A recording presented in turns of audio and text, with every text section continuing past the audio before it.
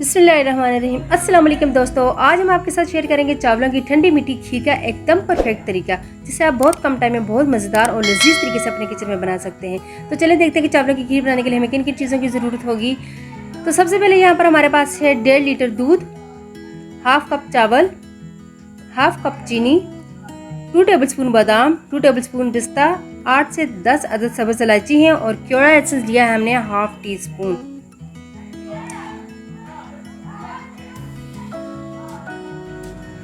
तो सबसे पहले हम हाफ कप चावलों को एक ब्लेंडर में डालकर ग्राइंड करेंगे। चावलों को हम बारीक पीस लेंगे ताकि कोई भी दाना मोटा ना रहे। तो यहाँ पर हमने चावलों को बारीक पीस लिया है। अब इनको मजीद पानी वगैरह में भिगोने की जरूरत नहीं है। आप देखेंगे कि झटपट खीर बन जाएगी। अब हम फुल फैट दूध को एक बर्तन में डालकर गर्म करेंगे और फिर इसका एक बॉयल आने तक इंतजार करेंगे। दूध जैसे ही बॉयल हो जाएगा फिर हम इसके आगे का प्रोसेस करेंगे। तो दूध यहाँ पर तकरीबन बॉयल हो गया है। अब हम हाफ कप चावलों का जो कि पीस कर रखा हुआ था इसमें डाल देंगे। पिसे हुए चावल हमने डाल दिया। अब हम इसमें मुसलसल चम्मच चलाएंगे ताकि इसकी गुठलियाँ ना बने। और साथ ही हम डाल देंगे इसमें सब्ज़ इलायची और इसको भी मज़ीद पकाएंगे। चावल डालने के बाद हम फ्लेम को लो कर देंगे ताकि 15 से 20 मिनट हमारे चावल अच्छे से पक जाए और दूध भी गाढ़ा हो जाए। इस दौरान हमने बीच बीच में चम्मच भी चलाते रहना है। अब हम इसमें डाल देंगे हाफ कप चीनी का। इसको 3 से 4 मिनट तक पकाएंगे।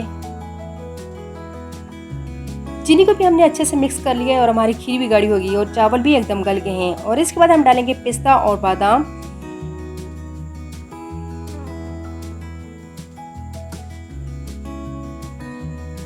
अब इनको भी खीर में थोड़ा सा मिक्स करेंगे और पकाएंगे ताकि पिस्ते और बादाम की खुशबू और फ्लेवर खीर में अच्छे से जज़ब हो जाए।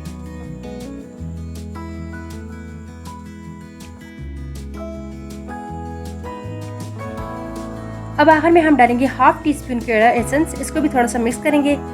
यहाँ पर खीर हमारी गाढ़ी हो चुकी है और तकरीबन 25 से 30 मिनट में बिल्कुल रेडी हो गई है। अब हम इसको डिश आउट करते हैं और ठंडा करने के लिए रख देते हैं।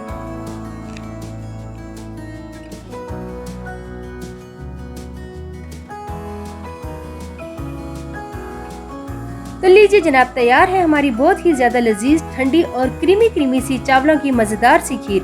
आप इसे जरूर ट्राई कीजिएगा और अपने दोस्तों के साथ भी शेयर कीजिएगा। अगर आपको हमारी ये वीडियो पसंद आई तो उसको लाइक करना और हमारे चैनल को सब्सक्राइब करना मत भूलिएगा। तो मिलते हैं आपसे अगली वीडियो में किसी नई रेसिपी के साथ। तब तक के लिए अल्लाह हाफिज।